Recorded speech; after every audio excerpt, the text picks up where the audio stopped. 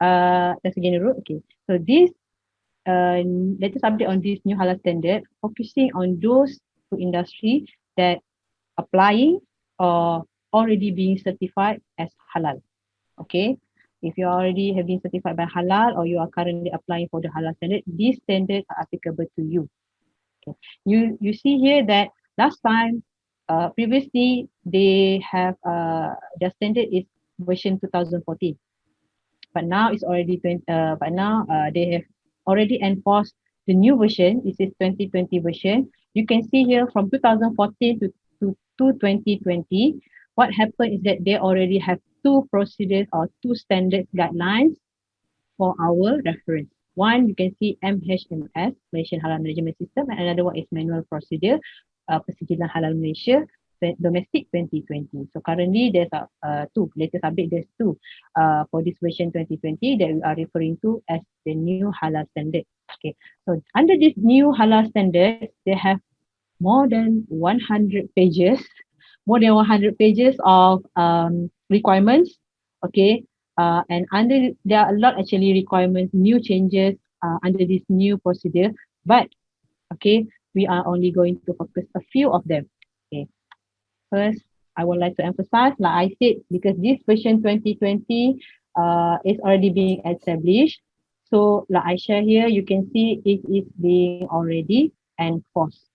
It started enforcing by 1st January 2021. My staff also have already experienced audit currently, okay, audit currently, and they are referring to this new halal standard already. So like it or not, if you are halal certified or you are applying for halal certification, please take note on these changes, okay?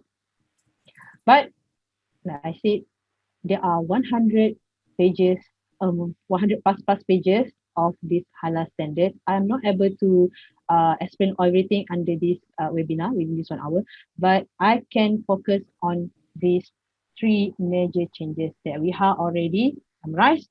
We think that these three major changes are very important, especially to your business and your certification. So first, it is on your halal executive, your competent personnel. So this new version, this new halal standard, what happened is that they require you to have halal executive.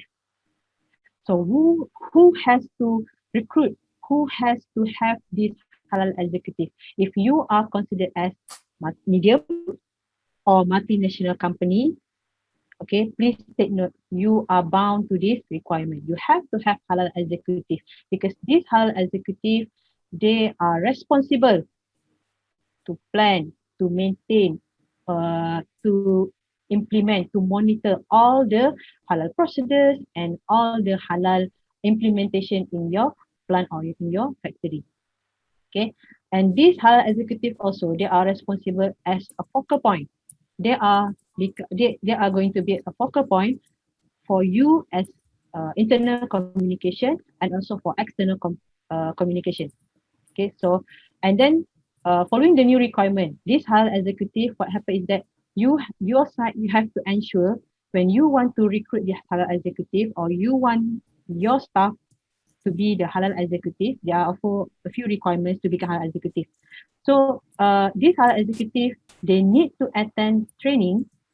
Okay, they need to attend training, and that those training, they should have a cert, okay, a certificate, and this certificate is issued by Halal Professional Board HPB Jakin from Jakin, and this certificate can only be issued by HPB Jakin provided that your halal executive attended training by training providers, and those training providers shall be those that under the list of HPB Jakin.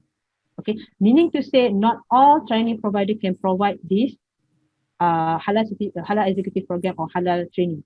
Okay, this new requirement, your halal executive can only attend training conducted by training provider that are recognized by HPB Jakin. Okay, if not, you give those because this halal training provider recognized by Jakim, they already use modules or they use syllabus standardized by HPB. So in order to do that, you have to be halal training provider recognized by JAKIM, and when they issued the cert, your halal executive received the certification that accepted by the auditor of halal. So first, this is the new requirement. Second one, okay, this second one, in terms of documentation requirement. Last time, if you are under small or you are micro industry, these two industries no need documentation. They only need to provide records or maybe supporting documents, but not documentation. Okay, so what happened for these new requirements is that just now like I show you the MHMS, okay, the front page.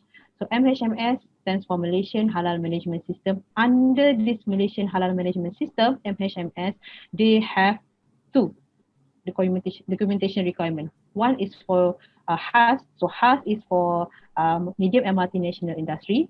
Okay, which is already, if you are HAS already, then there's no big changes. But if you are micro and small industries, you are getting a new requirement, this IHCS. This IHCS called Internal Halal Control System. So this is actually in terms of documentation. When we say documentation, manual, SOP, okay? Manual, SOP, even if you have maybe work instructions or from there you can provide records or forms, you have to establish this documentation to fulfill these new requirements. Okay, so I repeat again, if you are uh, small or micro industry, you have to establish this internal halal control system, IHCS, for your new to fulfill this new requirement on documentation of halal. Okay, if you are HAS, you are not going to get you are not going to get a big impact, but still this new halal standard still have a few requirements that still applicable for this HAS. So if you are HAS, make sure you still need to go through this halal standard and update your documentation according to this latest requirement. Okay, and then last but not least, okay, this third major changes, the key point that I want to emphasize is the halal training, the halal training. So for these new changes is that the auditor very emphasize in terms of halal awareness training, and also if you are HAS, definitely you will have, we call internal halal committee. So if you have internal halal committee, all of this internal halal committee team should attend a halal competency training. Okay, so if you are micro and small industry, you only need to have halal awareness training. But this halal awareness training can only be done by those training providers that I said should be recognized by HPB JAKIM. There are 32 training providers that are recognized by HPB JAKIM, and then these 32, they are only able to conduct this halal awareness training for your staff.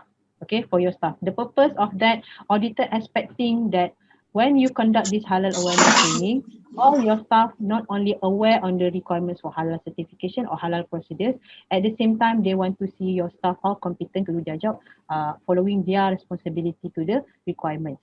Okay, so that's why halal training, they are emphasis on that. Another one point, they also expect halal refresher training to be conducted every 3 years. Okay, so if you have halal executive, your halal executive can conduct this halal awareness training. But if you don't have this halal executive, you need to send your staff for the training conducted by the one of the 32 training providers that recognized by HPB JAKIM.